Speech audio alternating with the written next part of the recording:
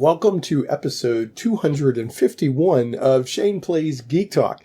Today's episode is with Jeshields, who is an RPG artist, and we get into some really cool stuff about how he's built up his RPG art and RPG stock art business and how it's the majority of his income now. And we also talk about a new project he has. He's partnered up with someone to take his RPG art and make 3D printable miniature files from it. JE is very open on his approach and financials of his art business. And we get into things like, comparing an artist's website versus Patreon versus DriveThruRPG for income, the importance of a rate sheet, which RPG influenced him to become an artist, and what piece of its art impacted him the most, and a lot more.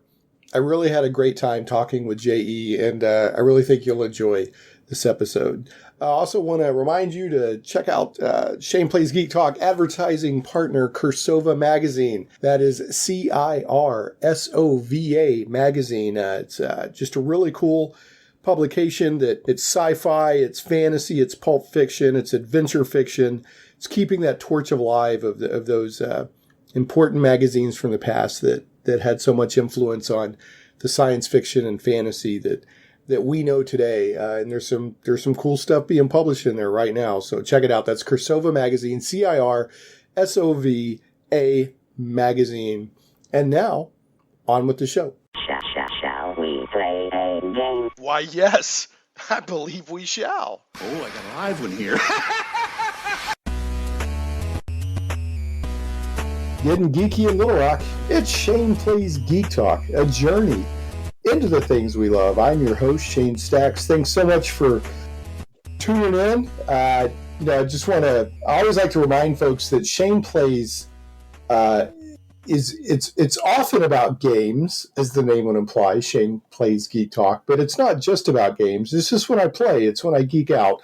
This episode will be about RPG games. More specifically, I have Jeshields, and we're going to be talking about his work in RPG, tabletop RPG art, and then he has a cool Kickstarter coming out that we'll talk about that involves both art and minis, which is two things that tabletop RPG gamers love very much. So they're getting smashed together like chocolate and peanut butter and Reese's. So it'll be fantastic, and we'll look forward to talking with JE about that. But Jeshields, welcome to Shane Plays Geek Talk. Thank you. Thank you so much for having me. I enjoyed getting to meet you for the first time this past summer, and appreciate you opening up your podcast to me and to my upcoming project. Yeah, man. Glad to have you. You're one of those people that, we're both sort of part of the North Texas RPG Con community. I don't think I realized for a long time that you were like an RPG artist, and you did that as your, I assume, your living. The first thing that you did where I was like, oh, this guy is cool. You ran a Weston Games Star Wars at North Texas RPG Con, and that game has a special place in my heart. Still my preferred version of tabletop Star Wars.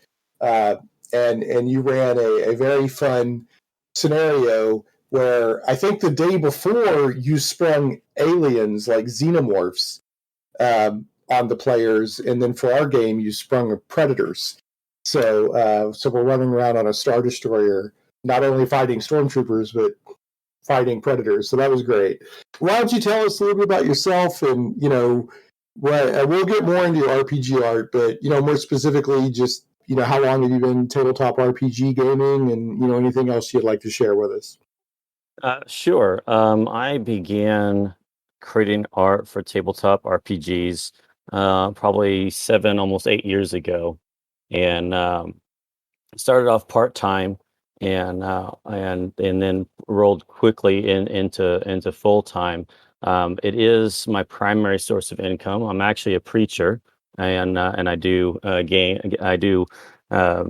art for RPGs as my primary source of income, and then by night, if you will, that's my other job. And so you are a bivocational preacher, as they say. That is correct.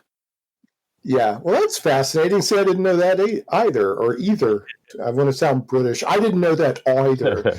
Uh, and we could cut this out of the podcast if if you don't want to share it all. But I'm a Christian. That doesn't mean that I just go to church. I mean, I'm a Christian. Like Jesus Christ is Lord of my life. But do you mind if I ask, like, what faith or what denomination or whatever you preach? Yeah. So, one, I don't mind if you leave this in here. This is not something I try and hide under a basket or anything like that. But it's also not something I shove down people's throat.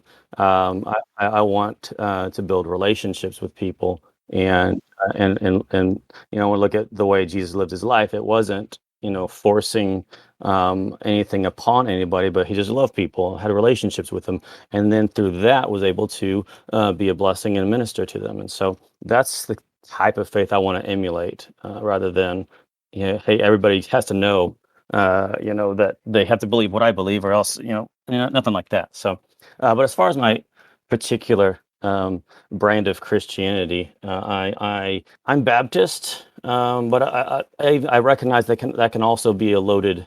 Anytime we put labels on anything, I think that can be loaded, and so that's why I kind of prefer to lean more towards how Paul dealt with it. Is that let's go to the scriptures, see what they say. And Paul dealt with all the different types of labels and said, let's rather focus on what's important than any sort of particular label. Oh, no doubt. Yeah, one of my favorite scriptures is in the New Testament where it says, I don't follow Paul and I don't follow Apollos. I follow Christ. Exactly. So, yeah, no, that's great, man. I didn't know that. That's extremely cool. So, yeah, and I will talk about my faith on Shane Plays Geek Talk on occasion, but the majority of people that are tuning in aren't tuning in to hear about my faith. They want to hear geeky stuff, so it doesn't come up very often. Right. But that's really neat, man. All right, so how long have you been a tabletop RPG gamer? Since I was, I guess technically 12 or 13. I was introduced into RPGs by my dad, who played Dungeons and Dragons, and I've always been a more passive person, and just always hoped he'd run games with me, but I never got that opportunity. But I always dropped those subtle hints. He still has a little miniature I built for him out of a block of gerbil wood and a toothpick and a penny. And so now, recognizing that I failed on my end to communicate my desire, as much as I feel like that on his end, he didn't incorporate into any of that with me.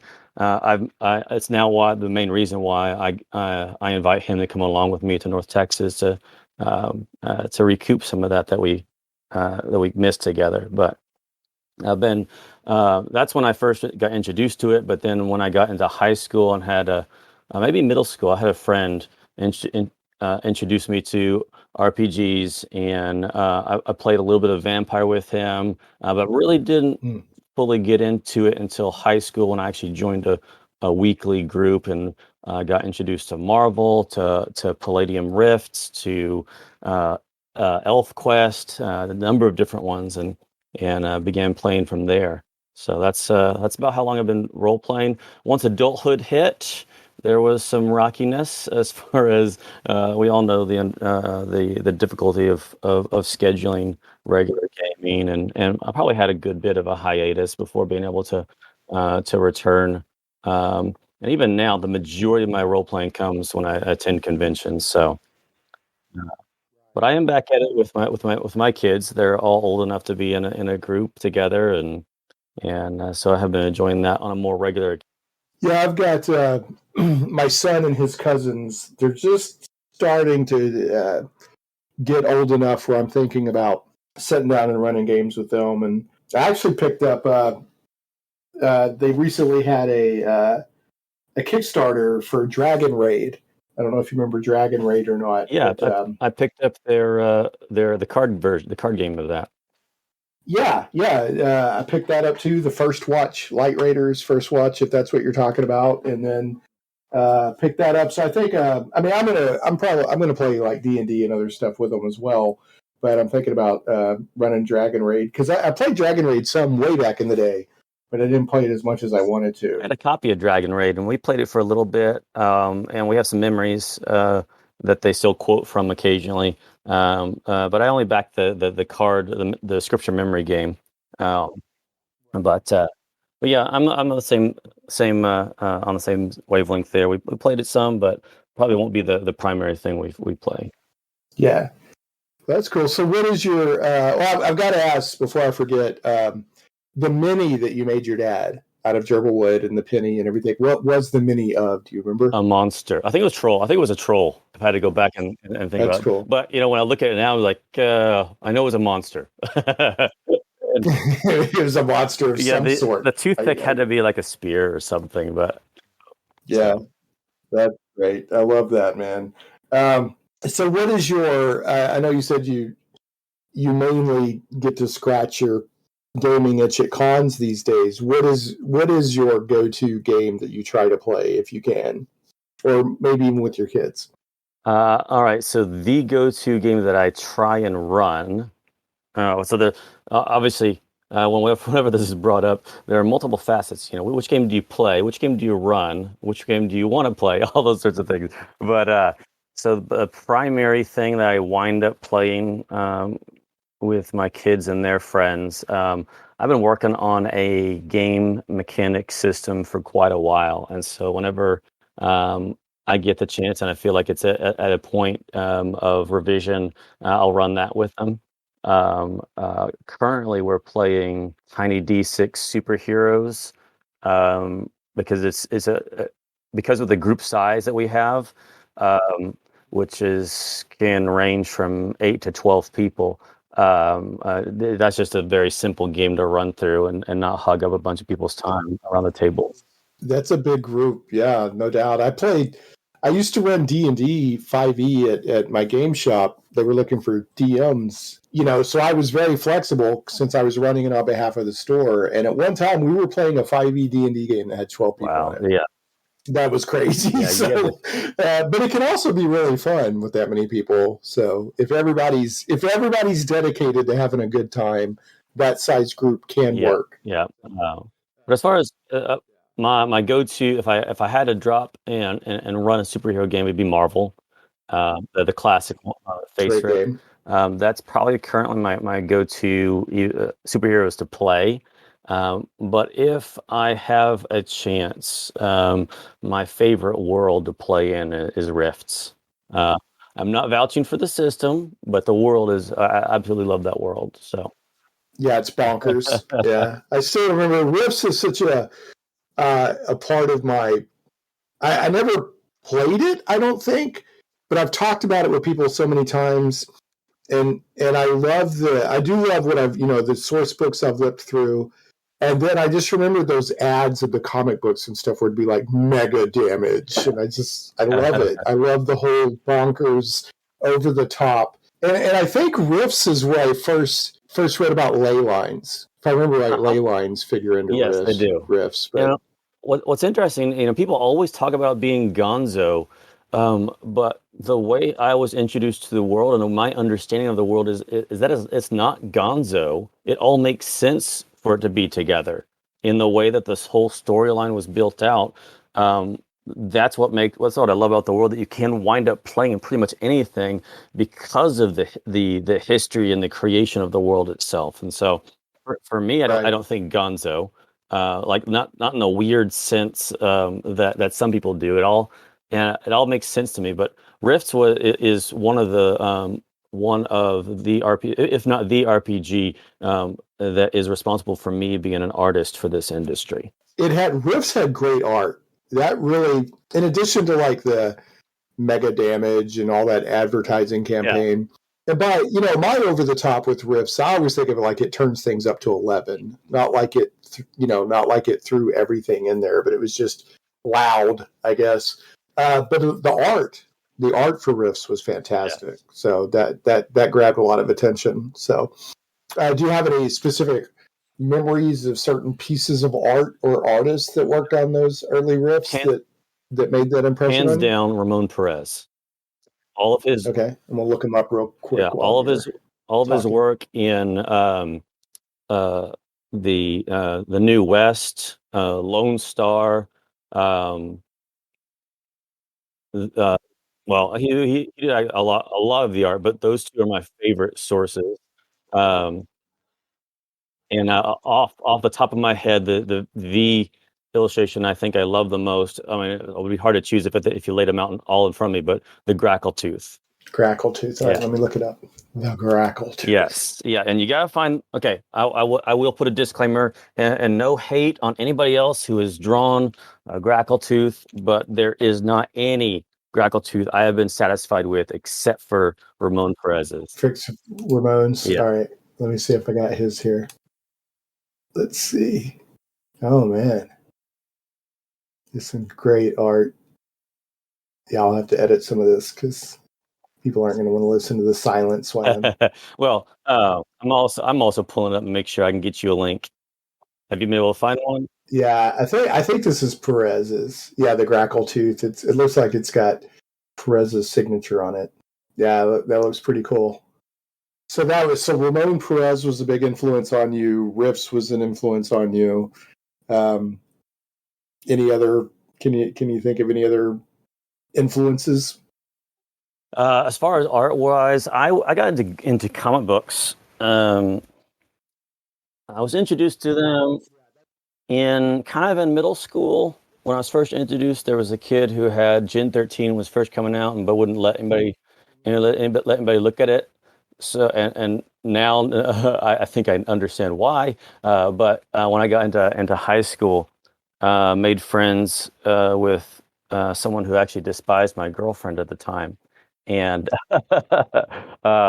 and so we became friends, and he was super into art, and so we started forming, just doing little art jams together, and just appreciating comic book art, and that's what I wanted to do actually. So like Brett Booth, obviously Jim Lee's pretty much influenced anybody who liked art in the 90s. Yeah, if you cut your teeth on comics in the 90s, Jim Lee I cut my teeth in the 80s, so I appreciate Jim Lee, but he wasn't I didn't imprint on Jim Lee, you know what I mean? Yeah. But I mean, he was such a major artist in the 90s. I mean, he's really good. I'm not taking away from him. I still think his cover for X-Men #1 is one of the best mainstream comic book covers out there. It's really good. He was not. Yeah. And go ahead. It's also his work on Batman Hush. I can't get enough of it. I love his Batman. But he was not a huge influence on me. I was more of like a Silvestri, and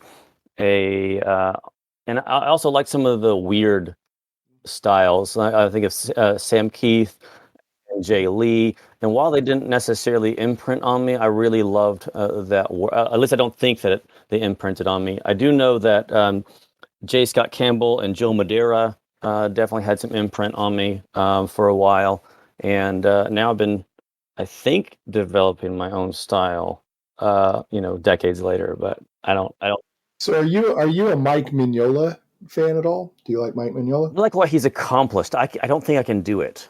Yeah. In what way? What do you mean? Just his style, what do you mean by what? The simplicity of his style, while still incorporating a lot of detail, and maybe his work is imprinted on me in a bit, but I don't see it in any of my work. But I do like what he's accomplished with his style. So we're going to be talking a little bit later about your Kickstarter that again takes your artwork and combines it with minis. And is that November 18th? What date? That's correct. We launch launch on November 18th and run to December 2nd. Okay. So to get there, let's talk a little bit about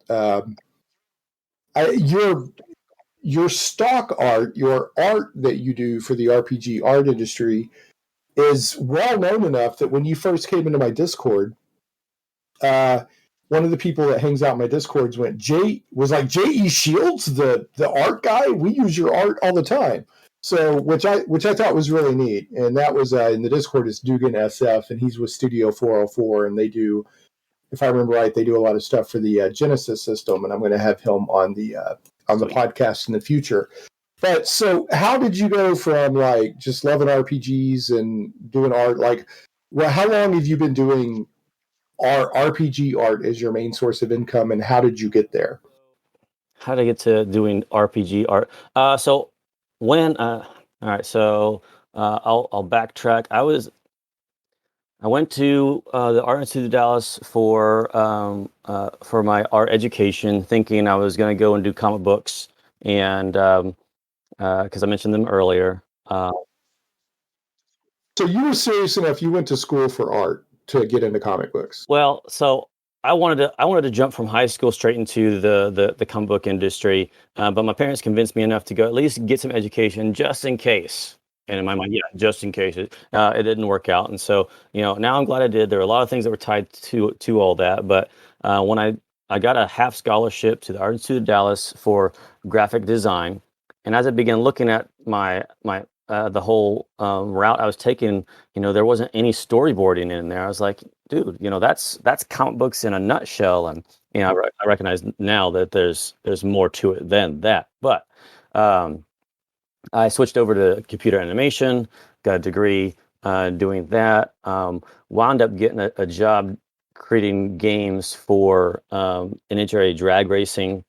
And worked with them for about a year and a half before they closed doors. And about that time was when I surrendered to ministry.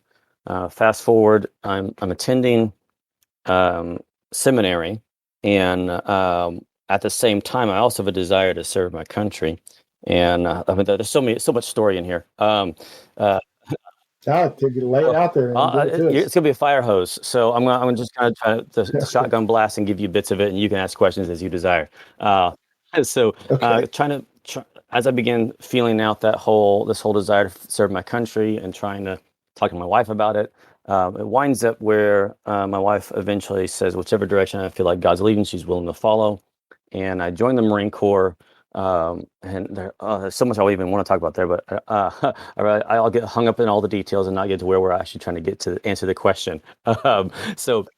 After my first deployment to Iraq, I come back and my wife tells me, God's given you this gift, talking about my art, why don't you use it? And so that's when I jumped into trying to do freelance art as a part-time job, and I didn't know what I was doing, and I went through different websites, and it never really clicked in my head. Hey, remember all that art you did for RPGs? And it didn't click for me until I landed a job with someone who was trying to hire through one of those. That hey, oh yeah, RPGs need artwork, and so I pretty much weaned myself off of any other type of clients, and got connected through as many different RPG independent publishers I could through Google Plus and other social media. Back when Google Plus was the place to be. Mm-hmm. I still miss Google Plus. I use Facebook, but I loved Google Plus. Agreed. And so when the initial question, if I can remember it, was how did I go? Just how did you get into RPG art as and let me take this time to, you have a website, and it's literally, people can always go to shaneplays.com and get show notes for every episode, but it's jeshields.com, JESHIELDS.com, and there's a whole site there of RPG stock art that people can use or purchase for use. And then you also have a Patreon, and I'll put the link in the show notes for your Patreon, but that is patreon.com/JEShields. So I wanted to make sure to mention that. But anyway, so you were, you finally, I guess the light bulb finally went off in your head at a certain, or no, that you were using, that you were trying to connect with as many RPG publishers as you could. So take it from there. From the very beginning, I wanted to be able to give back to independent publishers for for what they do in providing my favorite pastime, and so initially it was trying to provide quality art for an affordable rate, and I recognize that good art can get expensive. And while It's one of the most expensive parts of RPG products. Actually, it can be very expensive for good art. Yeah. Yeah. And so when I learned about Patreon, I was the first RPG artist on the site, and I wanted to create a Were way. you? So what year was that? What year was that you joined Patreon? That was, let me see, was it '08? Okay, so you've been on Patreon for a Seven? long time. It's in internet terms and Patreon terms, you've been on there for a long time. You know what? I want to. Oh no, wait. 2012 must have Okay. been. Well, that's still a long time for Patreon. Yeah, because I don't. It wasn't around that long ago of '07, '08. That was. I'm trying to think back to my. Actually, let me see real quick. Yeah, I don't know how long Patreon's. I think I got on Patreon for my stuff in like 2015. Yeah, Right. it was founded 2013. So it was either 2013 or 2014. I believe it was 2014, 2013. I'm trying to go back to my old Patreon folders, and I think it was 20. We'll just say 2013 or 2014. I know for sure. I know for sure it was in 20 that I was on there in 2014, if not earlier. Uh, but now other people in the industry have come on, and some have done much better than I have done. But I created it to be the middle ground between buying just pure stock art and commissioning somebody, where people could come on, give ideas, inspire me, and then I take those things and create something for them.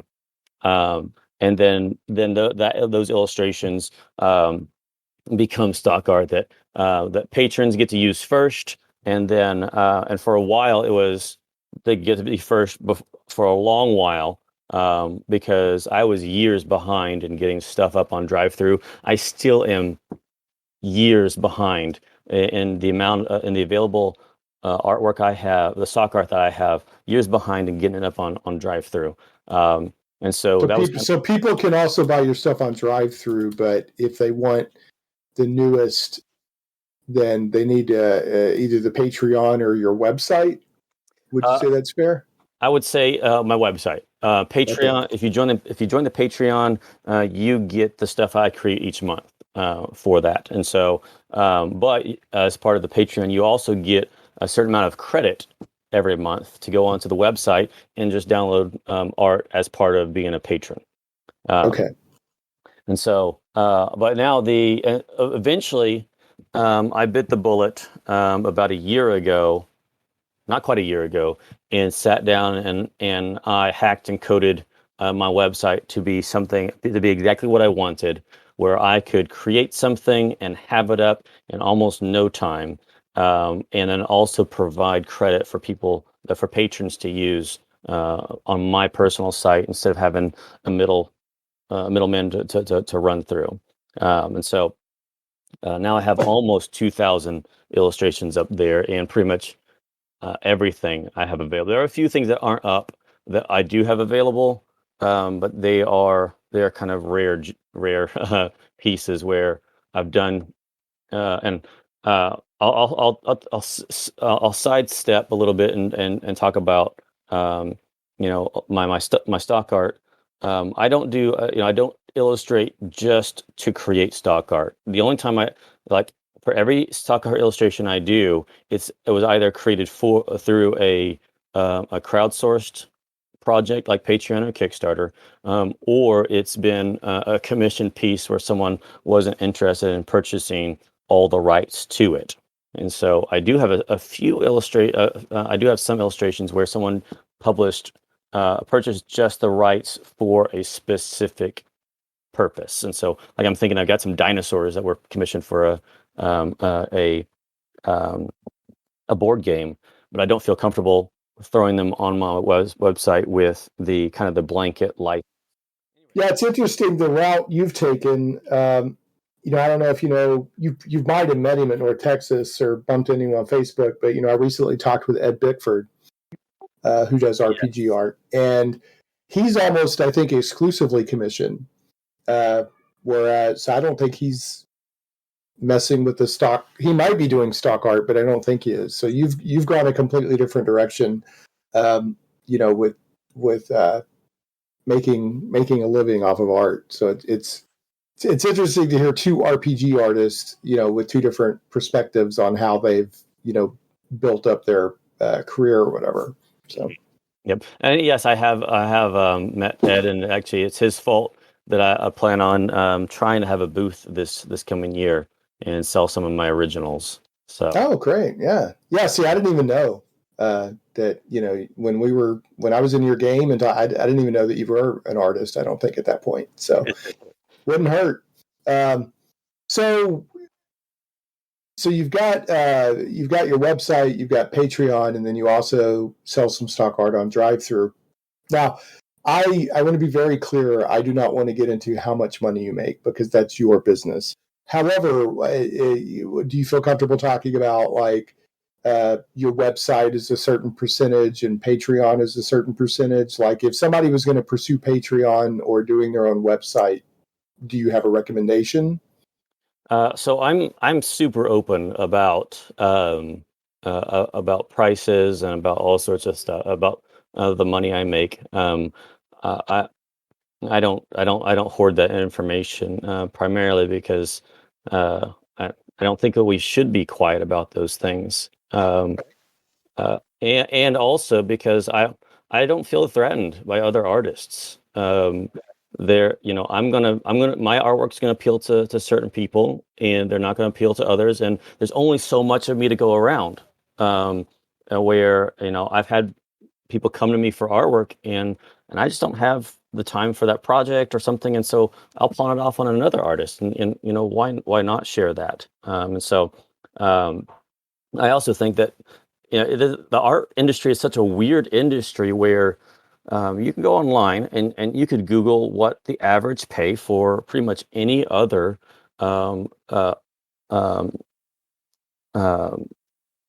profession makes. Like, if I want to be a police officer, well, how much on average do they make? And what levels and all? But we kind of are very hush about, okay, what's fair? And I also recognize that what's fair for pay for one person is not fair for another, because they have different cost of living and all these different things. So I don't worry, and I'm not in a race to the bottom. And so certainly someone could try and cut out the client from underneath me, but primarily the freelance industry is about developing relationships.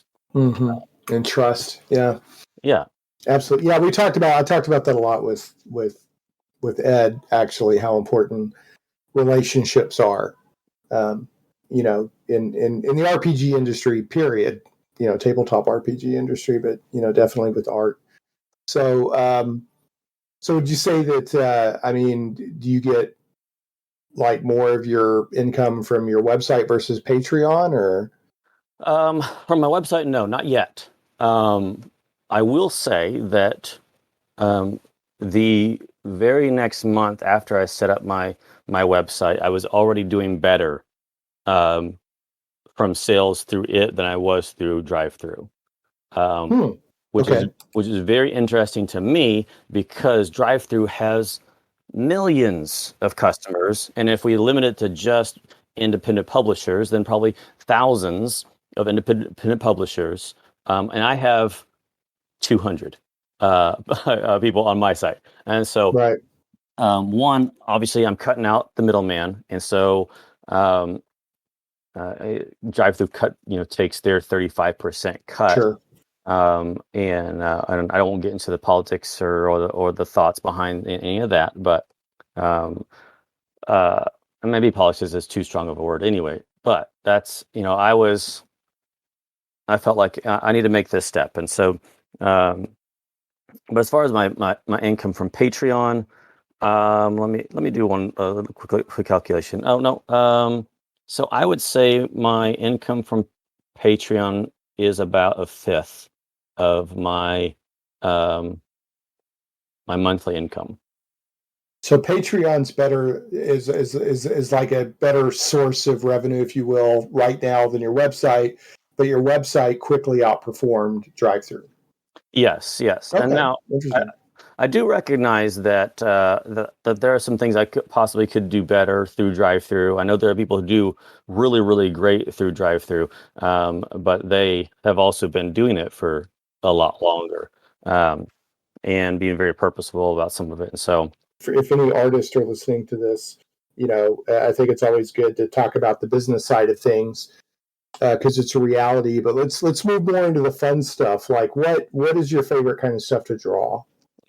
before we do there, I do want to say an address to any artists out there. I do have a rate calculator. If you're interested in what I charge, and recognize that you don't have to charge what I charge, but there's a rate calculator on my website, and it has lots of different variables you can punch in to see what I charge. I also have a calculator. It's basically a spreadsheet where I track different portions of different size projects so that I can get an average of how much time I spend. I throw that against my desired hourly rate, including the taxes I might need, also sick pay, vacation pay, and everything to come up with a rate that feels more objective than me saying, I'll just charge $1,000 for that.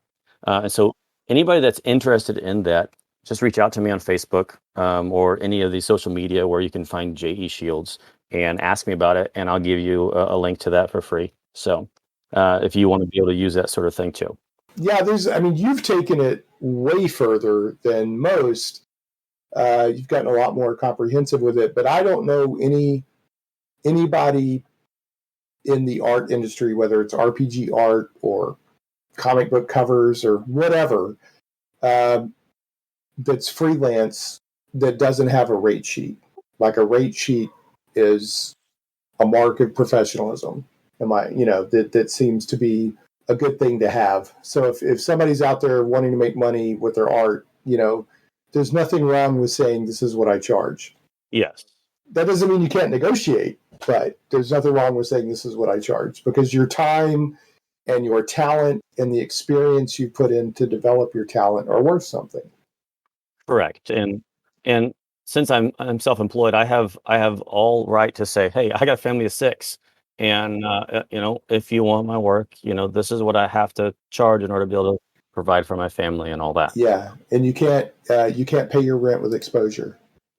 And that's a whole different discussion too. So. Right. So yeah.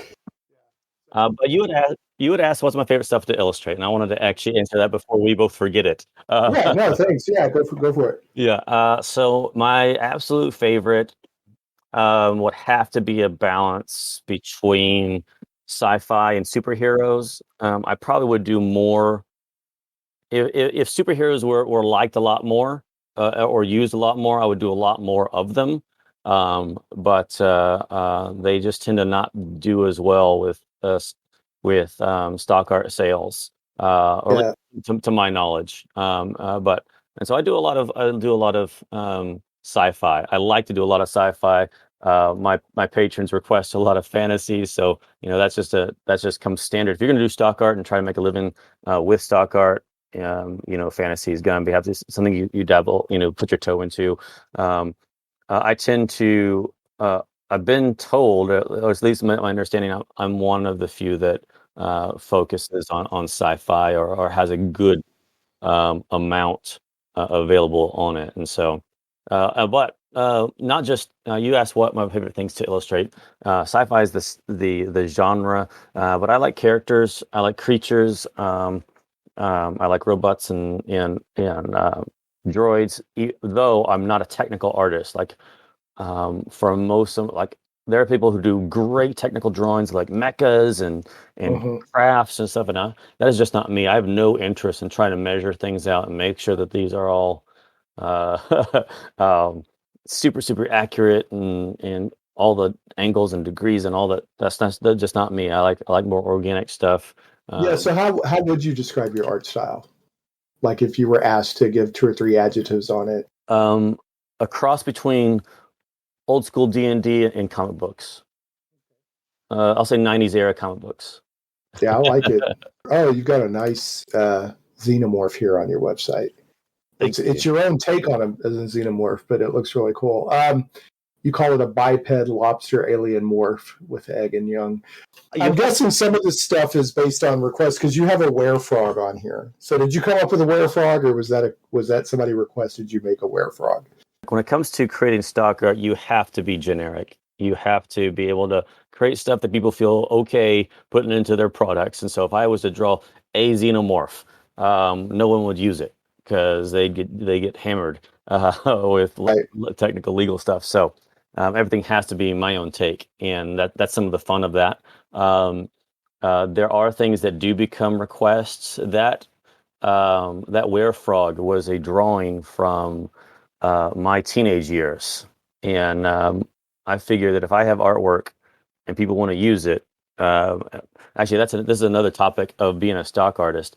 If I have artwork that's available to be used, I might as well have it available for people to purchase and use, which creates a unique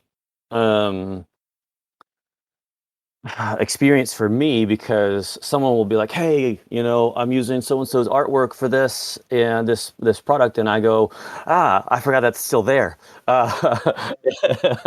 And be like, if I could just erase some of those out, because for some artists, they don't want to be remembered for their old stuff.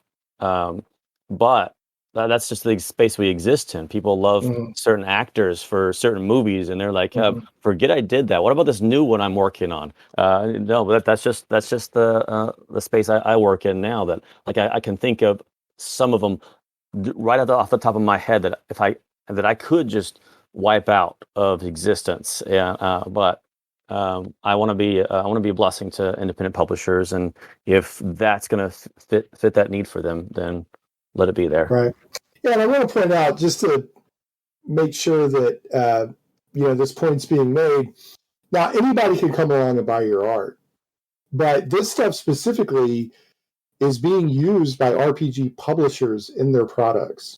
So, and there's nothing wrong with people commissioning a custom illustration for their RPG character, or to have a token in an online virtual tabletop game, but your main focus is on RPG publishers that need art for their products. Absolutely. That is who I create for. But if you have an illustration, if you have a character that you want to see published somewhere, a good way is to commission someone who creates RPG stock art, because if you don't buy all rights, then most likely it's going to become stock art, and you can wind up seeing it published somewhere. So there are actually a few pieces on my site that were just individual commissions, and so now their character is getting used in official titles for things. So it's a pretty cool space. Cool. All right. Well, let's make sure to talk about your Kickstarter before we run out of time here. You have a long history of RPG stock art. And when you recently reached out to me, you were like, "Hey, I'm involved in a really cool Kickstarter. Would you be interested in talking about this?" So what's happening here is that your RPG art, you're running a Kickstarter where people can get 3D printable miniature. I'm assuming files. Are you actually printing the miniatures and mailing them, or are you selling the files for 3D printing? We're selling the files for 3D printing. While I have done Kickstarters in the past, I have yet to step my toe into actually delivering physical goods. I feel like digital goods are guaranteed delivery, and it's a whole nother ballpark that you play in when you start delivering physical. It's a whole nother, nother layer of expense. And I just I would love to one day, but not with this one. Yeah, I've got a friend, Russ Morrissey from Ian World, and he does Ian Publishing and all that. But he just wrapped a Kickstarter for Level Up Advanced Fifth Edition, and it did really well. It did like $950,000. I think he was blown away.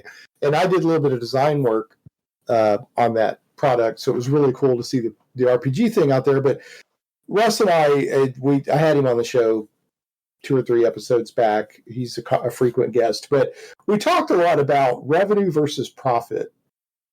And you can see $1 million Kickstarter out there, but if they throw a bunch of physical rewards and stretch goals in there, they might actually not make any money. I mean, by the time they make everything and mail it out, and shipping costs go up, and then nothing's coming in from China, and da-da-da.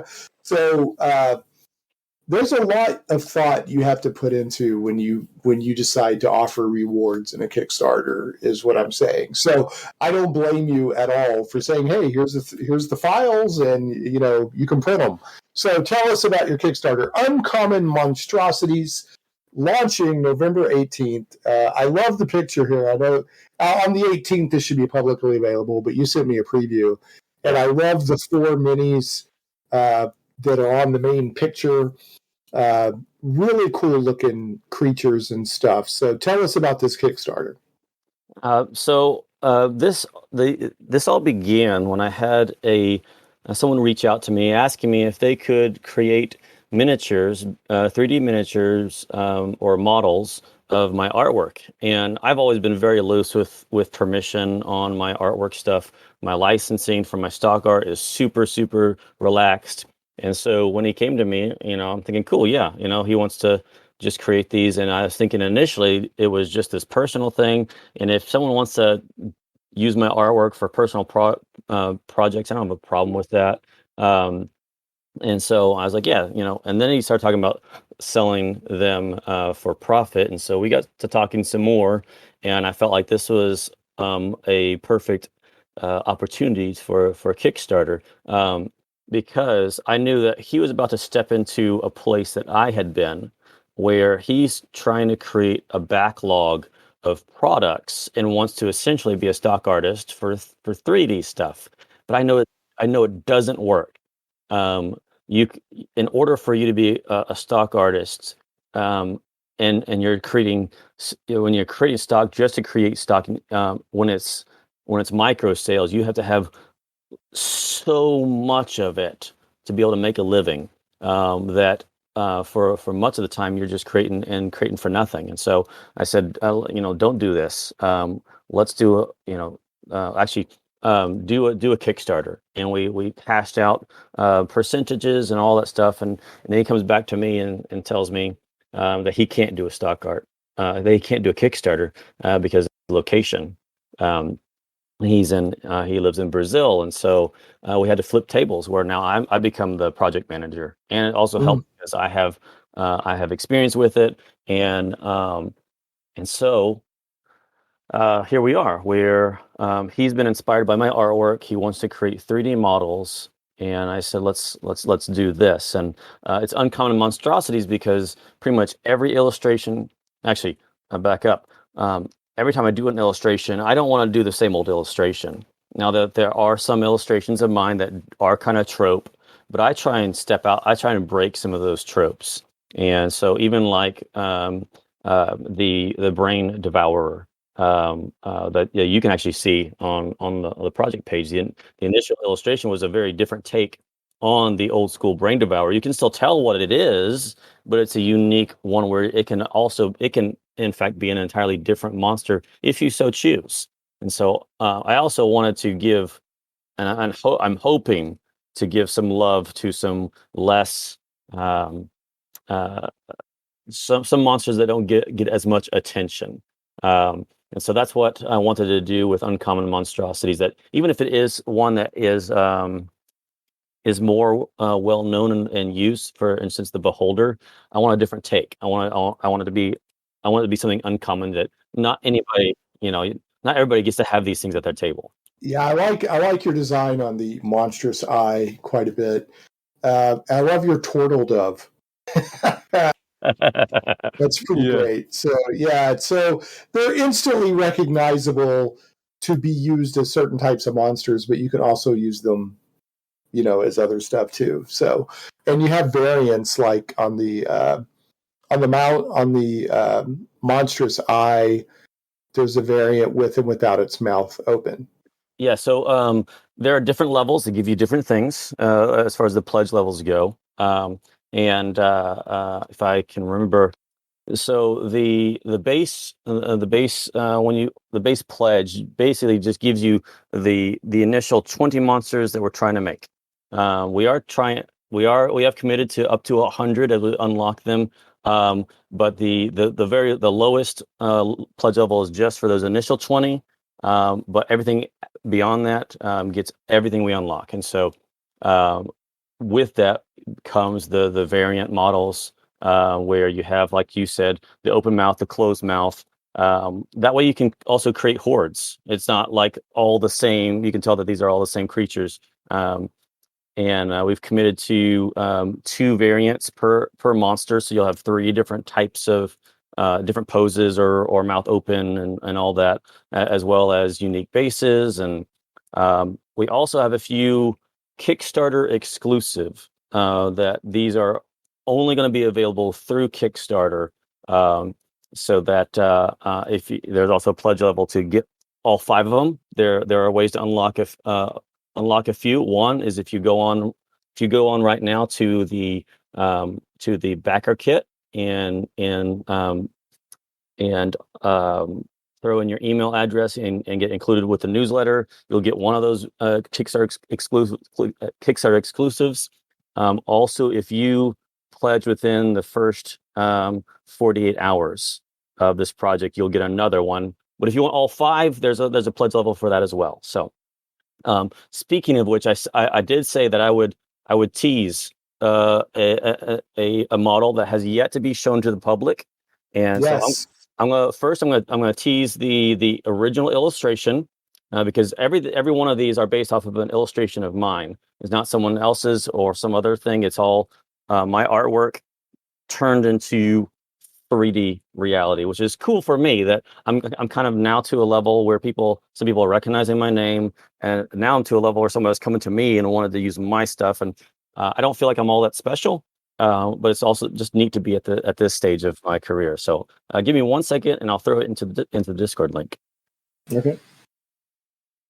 All right. So this link I'm about to throw in is a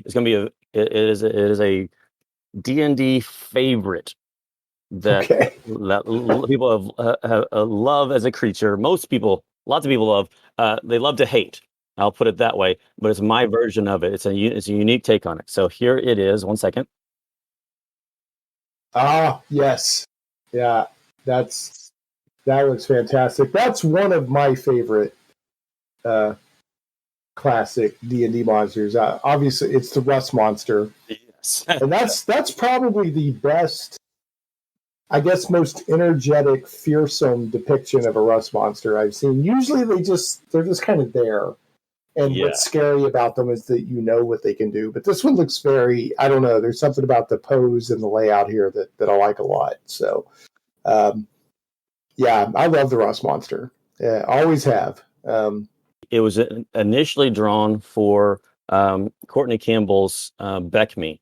And I forget what, he had a Kickstarter was creating the bestial encounters, and I forget the rest of that whole acronym. But, and so, it's still he still holds first rights to this, but he's given me permission to go ahead and start that's cool, using it for this project too. So it's a great illustration. I mean, it looks great. I like it a lot. So, and there's a grid on here on the Kickstarter page.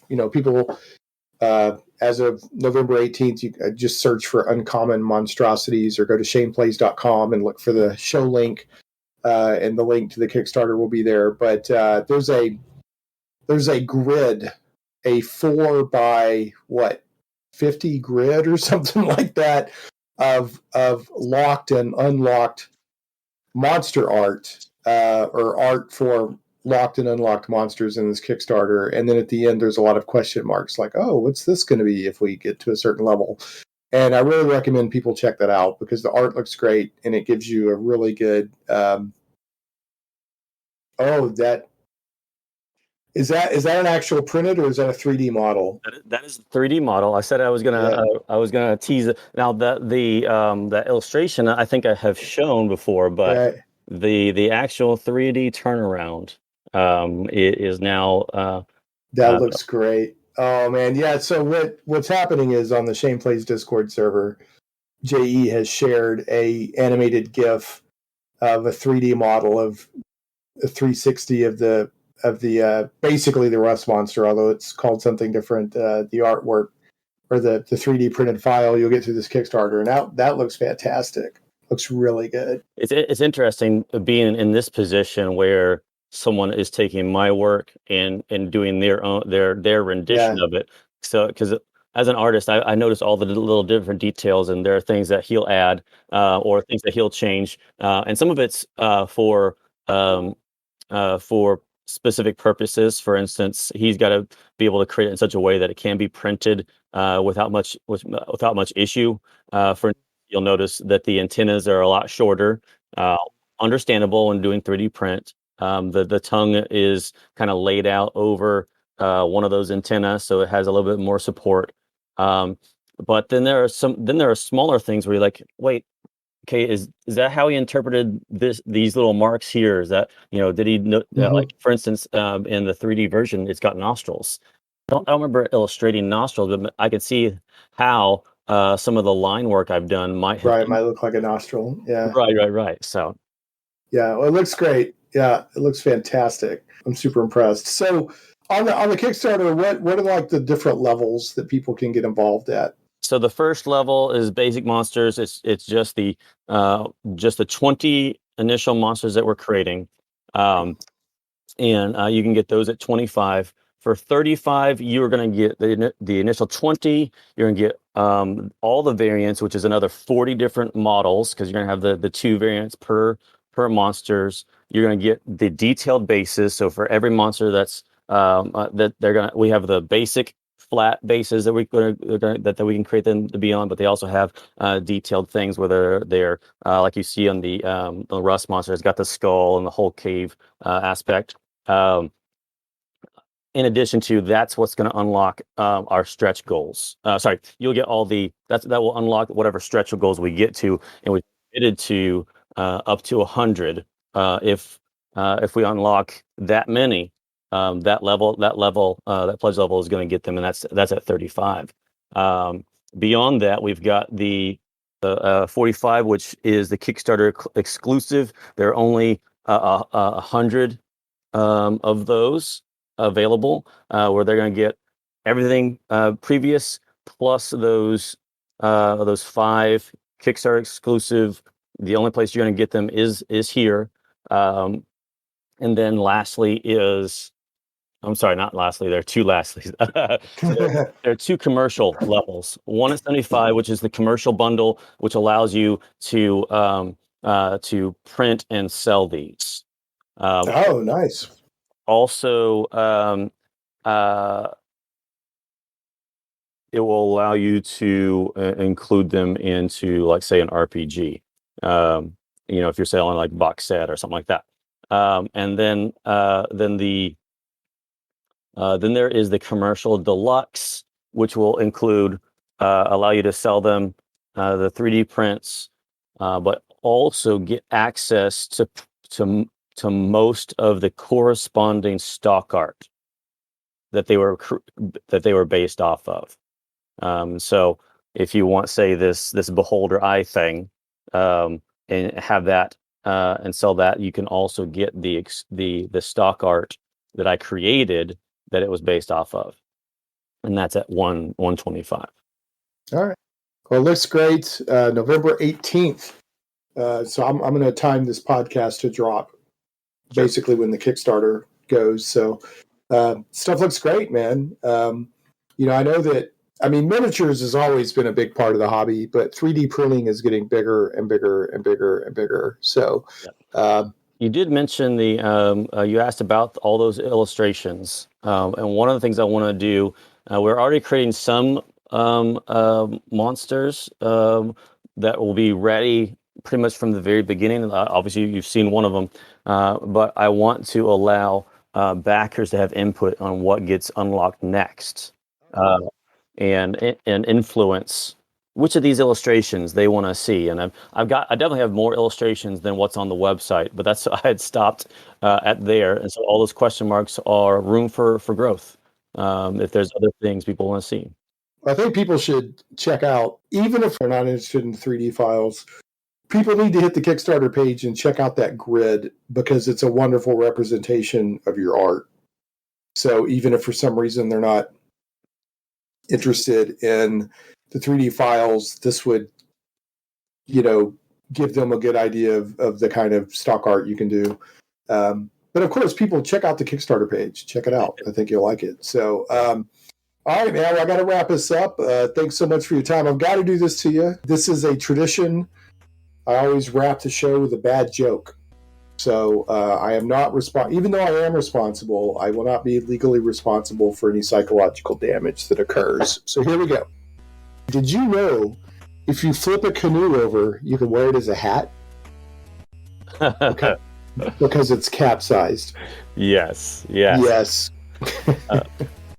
Bad jokes are only bad if you can't appreciate them. That's right. But I do love it when my guests groan in actual anguish. But if you appreciate the joke, then I know that you and I are cut from similar cloth. So, all right, man. Well, good luck. I love your art. Thanks for sharing everything you shared with us about your history in art and what you're up to, and being open to what it's like to do it, as an income. And I'm looking forward to seeing how your Kickstarter goes. And if I don't see you before, look forward to bumping into you, or maybe setting another game at the next North Texas RPG Con. Well, it's pretty much a definite I'll be there. So. Cool, man. All right, we'll look forward to it. And everybody else, we'll catch you next time on Shane Plays Geek Talk.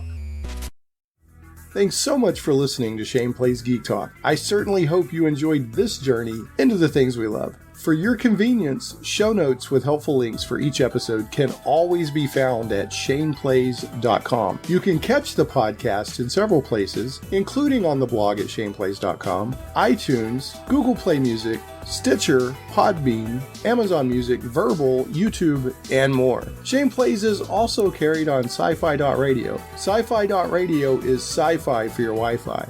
SciFi.radio. If you like what you hear and would like to support Shane Plays Geek Talk, you can do so for as little as $1 per episode on Patreon at patreon.com/ShanePlays. Thanks again for listening, and we'll see you next time. Stay geeky, my friends.